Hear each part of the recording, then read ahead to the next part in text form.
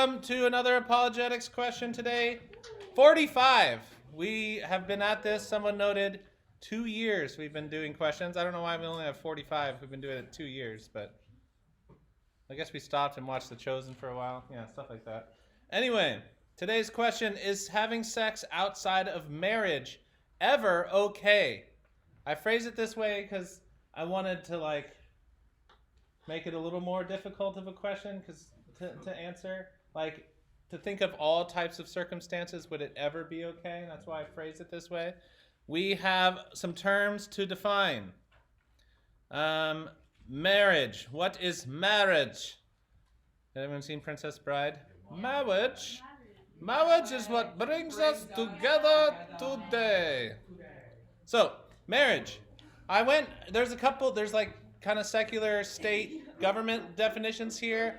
And marriage is actually kind of complicated, right? Because one of our challenges is America's definition of marriage has changed, right? What's one way our definition requirement of marriage has changed in the last 10 years? Yeah? Well, how has it changed? Yes. Yes. It no longer does it say that marriage is between a man and a woman, right? So it can be between two women or two men. And we might continue to see it change. You might be able to marry your robot or something. Or an animal. Is it a question mark behind spouses on legal? All right, so define our terms. Marriage so I have it kind of a statement about marriage and then the three different categories. So marriage is a legal, social, and religious institution, okay? So depending on how you define it, legal, social, or religious, it kind of could have a different definition. So, legal, just the straight up legal, the definition in America, the legal union of a couple as spouses, right? So it doesn't say man and woman, it's just two people who become spouses. They, you go to the courthouse, you sign a piece of paper. There has to be a witness. Two witnesses. And an officiant, someone who can agree that so they commit to being partners in life. I mean, it is a lifelong commitment, right? But we're actually next week, I want to talk about divorce. So on the heels of marriage, talking about divorce.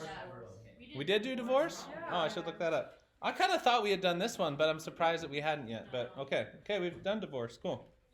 All right, the social definition. I was thinking about this, and some societies, right? Oh, good. We've done divorce. Allowed to get divorced. Cool. We won't do divorce next week then, because we already did it. Social. What do you think social marriage laws are? What do I mean by that? Have you ever heard of a thing called common law marriage? It's just actually I was researching this, and common law marriage is basically where people just live together after a certain amount of time. They just are kind of married. It just kind of because they have chosen to cohabitate for a certain amount of time. A lot of the laws are going away. There's only 7 states where this is still a legal form of marriage. Yes. The African American slaves. That's what they had to do. They couldn't. Interesting. Legally get married. Right. And so this was it's kind of a social cultural thing. That's interesting. They weren't allowed to, so it just kind of they chose this. It's kind of where there isn't a legal document that states that they're married. There's all kinds of tribes and stuff that don't have a government maybe or rules about marriage. So it just kind of they live together and kind of commit on their own. There's not an official document and statement. Yes. I think this comes into play when you file your taxes. Yeah. So when people are married, there's different tax scenarios and married filing jointly. Yes, deductions. So if you've reached common law status, you reap the benefits of being a married union. So I see that on our loan documents that comes through. Washington was not one of the states where maybe, and it's been changing over the years. And it's interesting, because we're talking about this, I think one of the interesting things is so many people do choose to live together that common law marriage has actually kind of gone away because it's such a common thing for people to live together without a commitment, a lifelong commitment, right?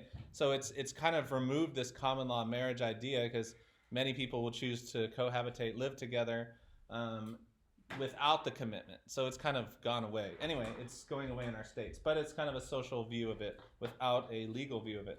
Now, religious, and we're talking Christian religious, view of marriage is the word, very important word that we're talking about, covenant. What does the word covenant mean?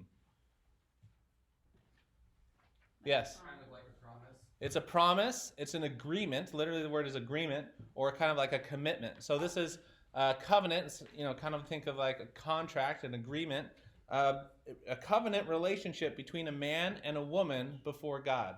So we talked about homosexuality. We know the Bible limits marriage to men and women, and it's a covenant agreement to be married to to live together, and sex between them, only them for life before God, right?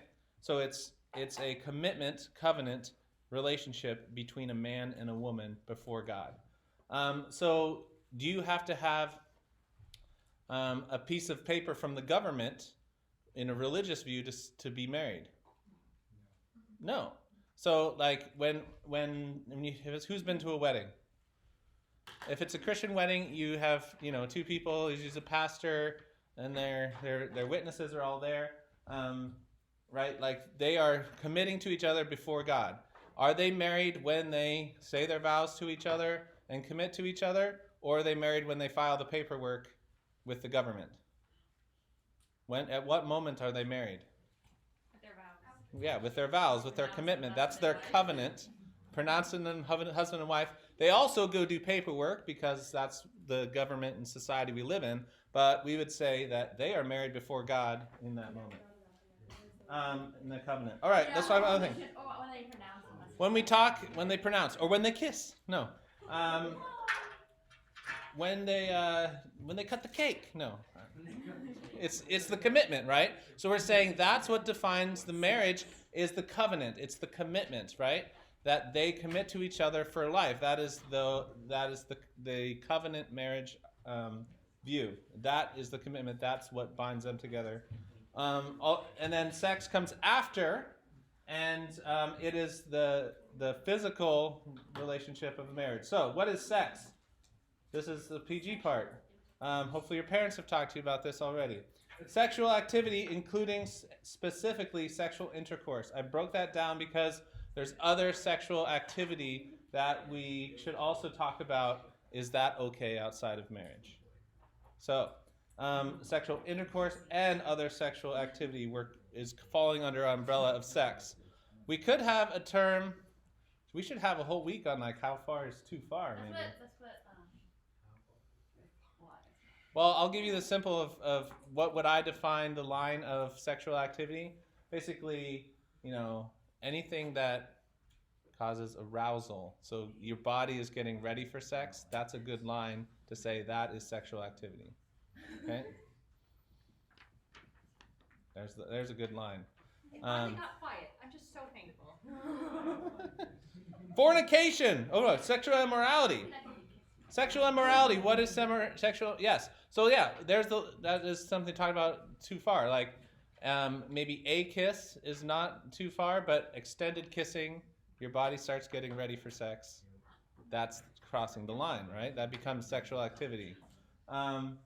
So anything beyond that line is sexual activity, should only be for a man and woman. I told you the answer. I'm sorry. Yeah, for a married couple. Sexual immorality. What is sexual immorality? So there's different biblical terms you'll see listed in the Bible when it's talking about this. Sexual immorality is a generic term for all kinds of sexual sin, neglecting and denying God's law of sexual relations. Fornication. Specifically, fornication is sexual intercourse between people not married to each other. So they're either not, and then adultery is more specific, someone who is married, right? And it's not their spouse, right? So those two terms are different. Maybe it's two people who aren't married, would be just fornication. But then adultery adds another level because you've already committed to someone else, right? And you're having sex with someone else. You've already committed to your husband or wife and you're having sex with someone else. Fornication is just two people who are not married and they're engaging in sexual activity. So those are different terms that you'll see in the Bible. All right, here's some of the challenges. Why is this a challenging question? What if a couple is going to get married soon? Their intentions are to get married. Should they Isn't it okay that maybe they're engaged, right? There's a level of commitment with engagement, right? You got a ring. You're saying we're gonna get married. Is that a covenant relationship? Yes. My older sister's best friend got engaged, and a lot of interesting things happened, and she had to break it off. Yeah. So that can happen, right? Mary and Joseph were engaged, so there is a biblical kind of process for engagement too. And what? They're betrothed. Betrothed, right? That was like more binding, wasn't it? A betrothal? Like more like a covenant. Well, he was going to divorce her quietly, so it shows you. So I think that maybe there's a little more weight to it than our engagement time, but it's a commitment that I'm going to marry you. So there was a process in the Jewish culture where the man would be betrothed. You say, I want to marry you. Let's set a date. It's going to be weird. All right, we're picking this up on my phone because the recording stopped. All right, so I'm talking about Mary and Joseph. They were engaged. Okay, so this question is an engaged couple. They're planning on getting married, but they have not formed that covenant union, right, Trevor? Mary and Joseph. So it even describes their relationship that, and like you said, Noah, that they can break it off. Like things can happen. It is interesting the Bible uses that term for divorce, like he's going to divorce her quietly. It does not come with the weight of marriage, of divorce after full marriage. Breaking off an engagement is an okay thing to do if you decided like through that process. Maybe you said let's get married. You're not married yet, right? So no, I keep giving the answers. Can't help it. What if a couple's going to get married soon? Think about that situation. What about a couple living together before marriage? Some people would even say, like, well, we're not going to have sex. We're just going to live together. Nice try. Well, first of all, good luck. And second of all, like, cohabitating, like we even saw in, like, the common law marriage, like, that's a thing married people do. They join their lives together. Marriage is more than sex. And so joining your lives together, joining your finances together, getting a house together, living together, cohabiting together, that's all part of the marriage covenant. And it is best done when there's a commitment, right? So the whole, I'm getting to the end. Oh my goodness. But if you're committed to each other, that's when you get to share those things. Because there's an agreement. If you're just if you just start a business with somebody without an agreement, like, hey, let's start a business together. Sure, why not? And you don't even have any terms, that's just a bad idea, right? Like, you don't even say who's going to do what or how are we going to split the profits. Like, you need to come to an agreement. So marriage is a big deal. It's a big commitment and involves a lot of things. All right, more questions, more challenging questions. What about Adam and Eve? Did they have an officiant? Did they have two witnesses? They had a Christian. Yes, God was walking on the Spirit, God the Son. I said that the same time you said that. Was there a monkey there to be the best man?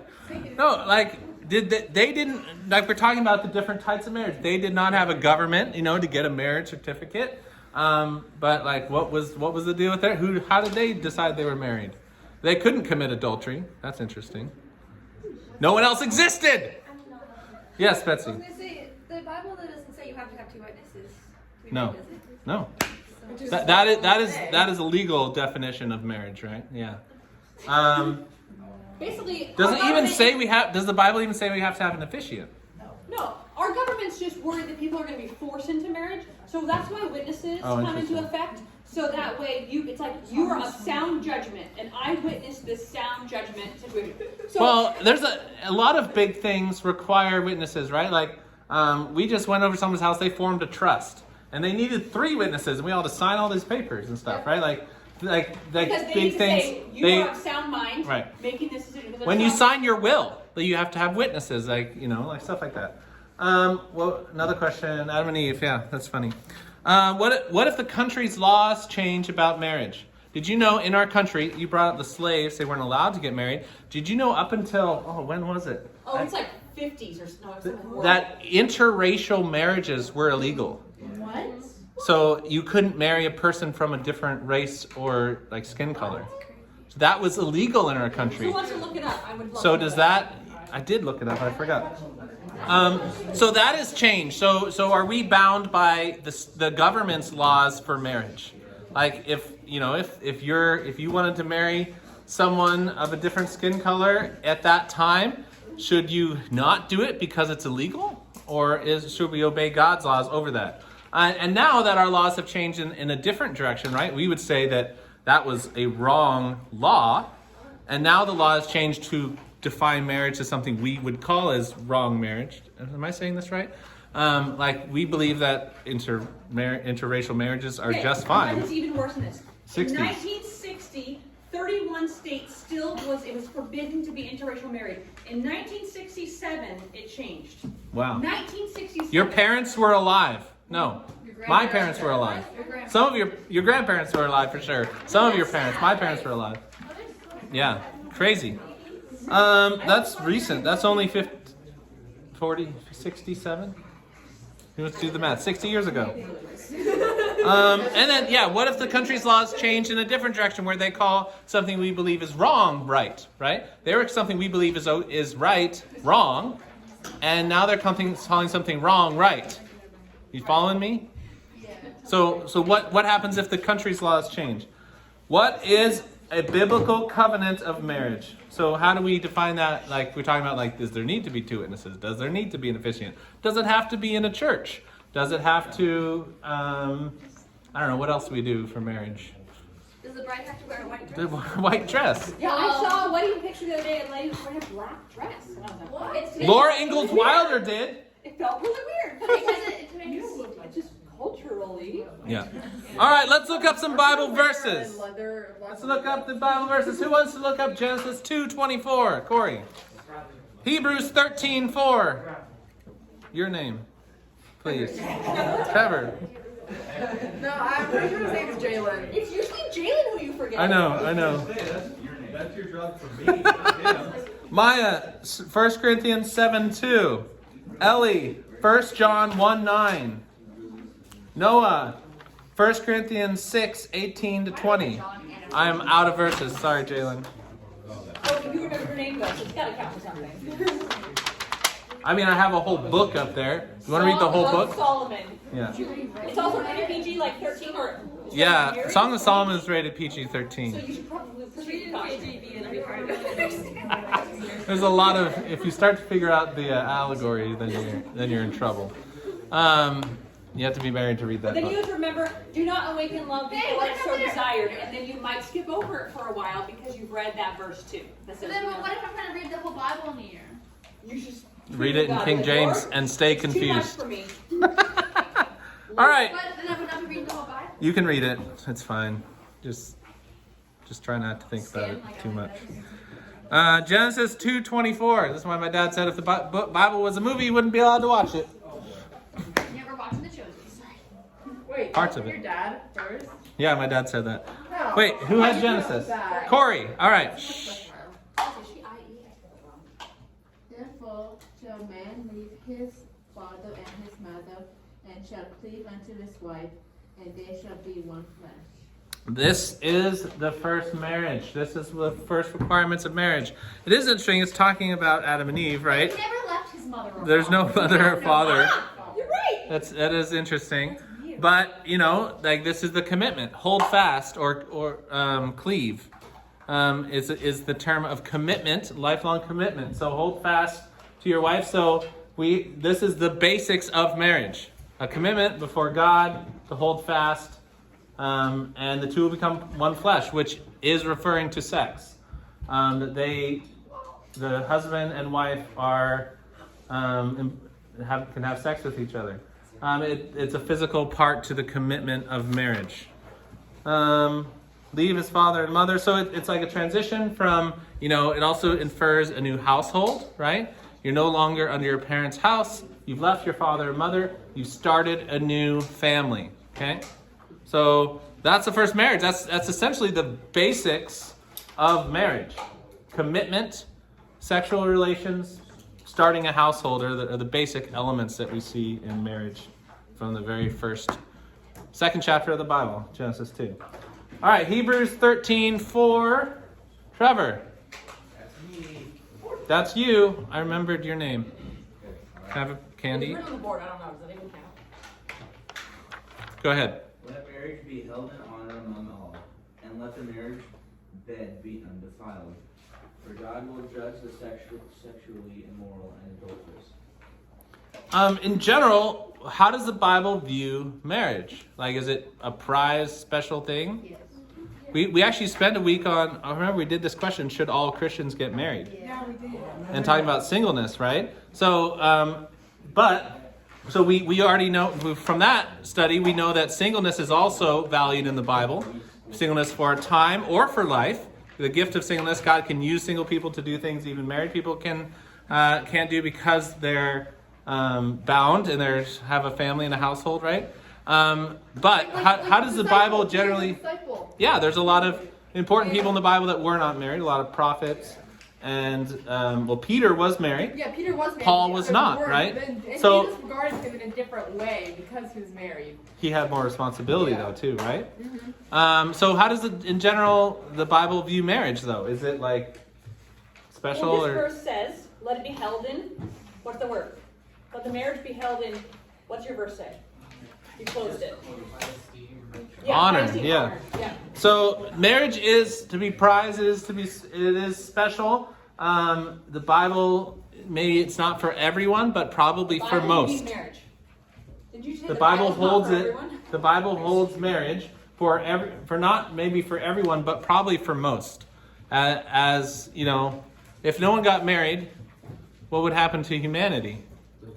Well, actually, If no one had sex, I guess. thank you. Well, I was Right? like, if no one got married, We there's still so procreation. marriage is a requirement to keep our people population going. Like it is a biblical command to fill, I mean, let's just be go and fill the earth, be fruitful and multiply, right? People who have experienced divorced homes or single parent homes know that there's extra challenges and it's harder. God's design of kids coming in marriage is the absolutely best. Right. Like two people who love the Lord, that love each other, that can raise their children to know the Lord in a safe and loving and teaching environment.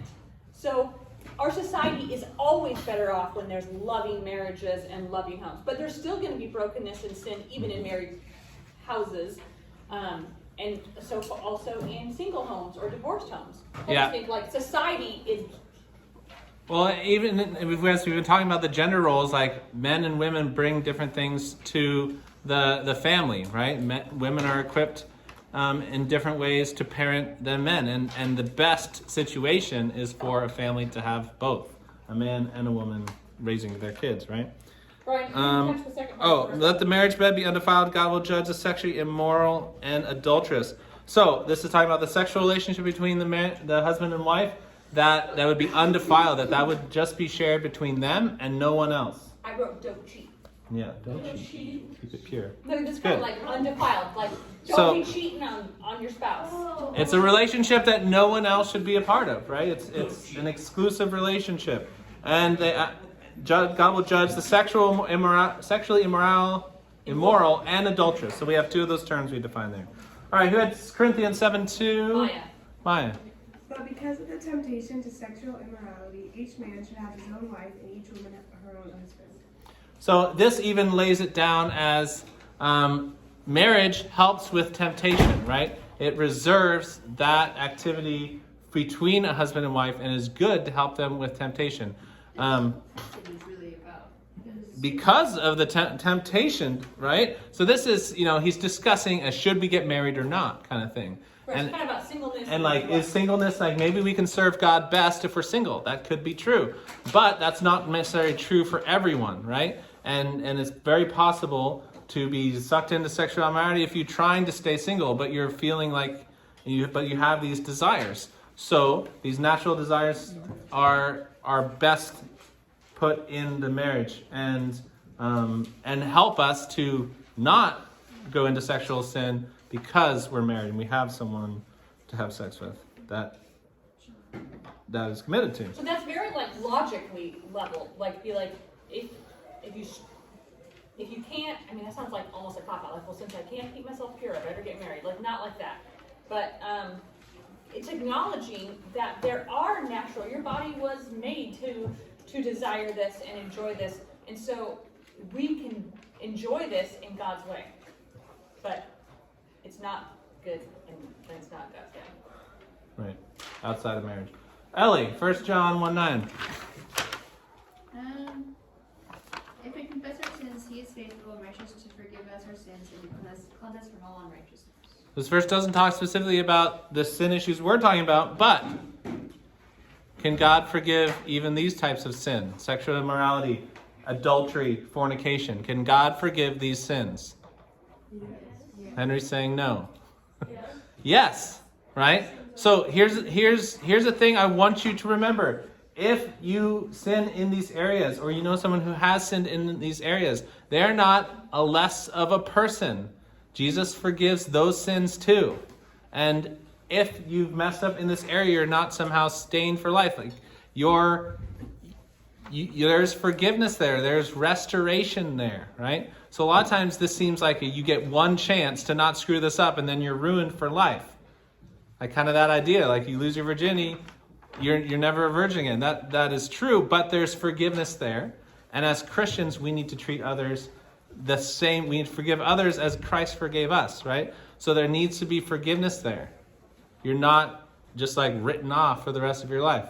Right. There's forgiveness there for all sins. I think that's something that Satan likes to do too. Satan's like, well, you've messed up. You might as well just go on that path because there's no going back. Right. Where Satan's going to plant that lie and make you deeper. It's like, hey, you screwed up. You've had sex. You're tainted. You're a black mark. You're not a virgin.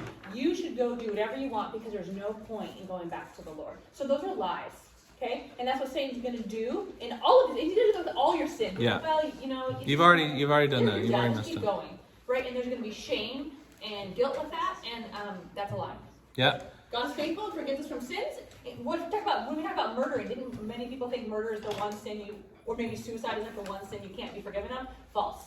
Is Jesus not strong enough to forgive those sins? Did I ask that question right? Jesus Absolutely. is his forgiveness right. goes beyond. Everything. So don't believe lies. And so you can recommit your life to purity, right? Even if you've done this, you can restore your commitment to purity and to wait until marriage. So you're not done in the eyes of God and not written off. Who had 1 Corinthians 6:8? Noah. Sorry, 6:18 to 20. Yeah, it's like, whoa, wait. Snap. Run from sexual sin. No other sin so clearly affects the body as this one does. For sexual immorality is a sin against your own body. Don't realize that your body is the Don't you realize that your body is the temple of the Holy Spirit, who lives in you and was given to you by God? You do not belong to yourself. For God bought you with a high price. So you must honor God with your body. I think there's even, this brings up like the sins against our own body. And even the practical senses of the consequences of sexual immorality. STDs, sexually transmitted diseases. Guess what you can't get if you only have sex with one person? No worries of STDs. I think they're called STIs now. Oh, no, I don't like that because I like Subaru WRX STIs. So I still call them STDs. It's really awkward to drive around in an STI anyway. You're not gonna, there is, sex is a physical act, but it's also a very relational, emotional act, right? Like you are binding yourself to someone in a way that is beyond physical. And so if you're not committed to that person, like there is a lot of opportunity for emotional turmoil and hurt. And in ways that you just can't imagine. Because there's so much connection there. Like we keep our clothes on because there's things that are private to us, right? Like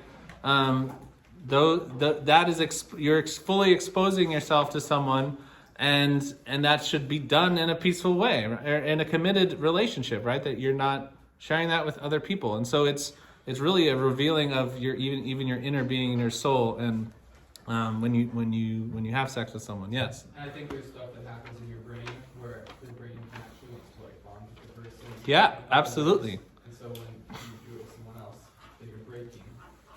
Yeah, there's studies on all the things that I think humans were designed to mate for life. There's animals out there that mate for life, like penguins and pigeons and things. Night furies. There's other. It's not just a human thing. There are other. Not. There's lots of animals that don't. So I'm not basing everything on this. Right. But there are even just simply chemical things that bond us together, right? And I think humans are wired that way. There's also pregnancy. If you're married and you're a family, pregnancy, even if you weren't expecting to get pregnant, like Jessica and I, it was a scary situation for a married couple that loved each other. I mean, we were in college and we weren't really ready to have a kid, so things had to change. But that was scary even for us. Can you imagine if we're not married and then Jessica's saying is Brian gonna stay with me? How am I gonna provide? Is my child gonna have a dad? Are you gonna take off? There's a commitment there that is the building blocks for building a family, for raising a family, right? That I'm not just gonna take off. That I have a role to provide and care for and be a father to our child. And even within marriage, it can be scary. So even remove the commitment from that, and then it's really scary, right? Right. So thinking about the way it affects your body, So there are natural consequences also in your body. That's kind of what I'm bringing out from this verse. Now, and also we should honor God with our body. The Holy Spirit comes to live inside of us. So, I mean, in a weird way, everything we do, the Holy Spirit is involved, right? So do you want to involve the Holy Spirit who lives in your body in sexual sin? That's kind of... Right. And I think in all kinds of sin. Guilt and shame. I remember this is super dumb. When I was in high school and I was dating, it's kind of always remember that Jesus is with you too. Kind of be good. But it's not true. If I'm gonna kiss my boyfriend, I want to know that I don't walk away with guilt or shame, right? And the same with things like sex. You want to know that in sex within marriage, when you're committed, so you're committed. You say, God, this is my partner for life. There's not shame. That's the biggest difference. Yeah. Sex before marriage is difficult and it hurts you, and then the shame will play a part in some way at some point. I don't know if it's going to happen right away, but within marriage, you don't have that because it's a good thing from God. Sex is a good thing, but it can be Satan likes to just take God's good things and say, I'm going to let you do it in the wrong way, so it's going to hurt you. And so don't listen to Satan. Sex is good. But it's in God's way, it's good. I put up Song of Solomon's. We're not going to necessarily look up any of those verses, but in general, one thing to take away is that sex is pleasurable and good within marriage, and that sometimes people think that the church or Christians think sex is bad, and kids grow up thinking that all sex is bad, and then that's not true. God designed sex as a good, wonderful thing. And in his context for marriage. And Song of Solomon definitely plays that out in that it's okay to enjoy, a husband and wife to enjoy each other's bodies and for it to be a good thing. So I wanted to put that in there too. Is that fair? Sex is good and enjoyable within God's context. Yeah. And there's actually cool studies. This is the Wall Street Journal. I read this recently. Where'd it go? I know.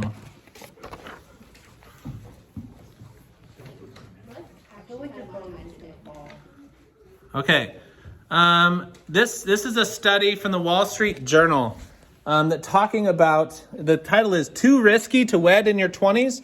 Not if you avoid cohabitating first. And it's this study of data of people who get married young who didn't cohabitate, can have long commitment relationships. Generally, a lot of the statistics when we shifted is you should live together and try it out, and that will produce a more successful marriage because you figure out if you're compatible and stuff. But actually, within the commitment, because there's commitment, and even with it talks about how living, basically embracing the parts of marriage without the commitment is actually makes you more likely to get divorced. And then in general, like a lot of, there's no like perfect age to get married, but a lot of Christians end up getting probably statistically married younger because they're not choosing to cohabitate and things. So a lot of that comes out. Anyway, it was the Wall Street Journal, which had a lot of, it's definitely not a Christian article. And it really kind of brings to the surface commitment and choosing to wait until marriage actually makes a stronger marriage that's less likely to get divorced. Just surprisingly. Well, it shouldn't be surprising, but I guess it's surprising from that source that they also see the data. All right, what's our final answer? No. It's a sin. Sex is bad. No, that's not true either. But the answer, sex outside of marriage, I think it's the clearest line to draw. Like sex, God created sex to be within marriage. Any sex outside of marriage, any sexual activity outside of marriage is sinful. And it's not good for you. It's not helpful for you. So all sex outside a covenant marriage is a sin called sexual immorality.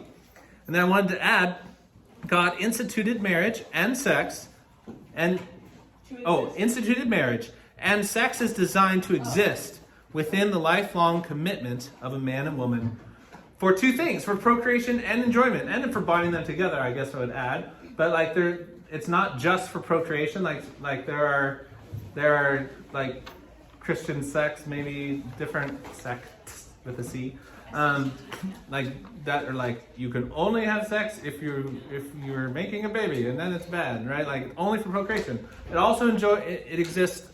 Look at Song of Solomon, to enjoy it and to bond a couple together. It's not just for procreation. So, there is that, like, what is the line of sexual immorality? When does that cross? Like we talked about, like, if your body's getting ready to have sex, you've crossed the line. So, be careful in a dating engagement relationship, because to reserve sex for marriage, because then it goes along with the commitment, and then you're not, you haven't had that relationship with a lot of people, and then people break up, right? And if after marriage, like, it's a lot harder to break up, right? Because you've made a commitment and a vow to each other. It's also legally harder, right? There's a whole thing. So there's a commitment there. And God, we've talked about divorce. That's what I was thinking. We're going to talk about divorce next too. I'm going to tie this together. But, God hates divorce. There is some allowances in the Bible for divorce, but it should never be something we go to. It should not be like, wow, I'm not really happy in our relationship right now. We should probably just get divorced. Like, the marriage commitment vow is a huge commitment, and it should never be broken lightly. And really, everything should be avoided to ever break that commitment. Yes. A minute ago, you were talking about, like, if your body's aroused, you're going to bar. So I just think about, like, when you're dating, and like, have you ever seen two people with short engagements?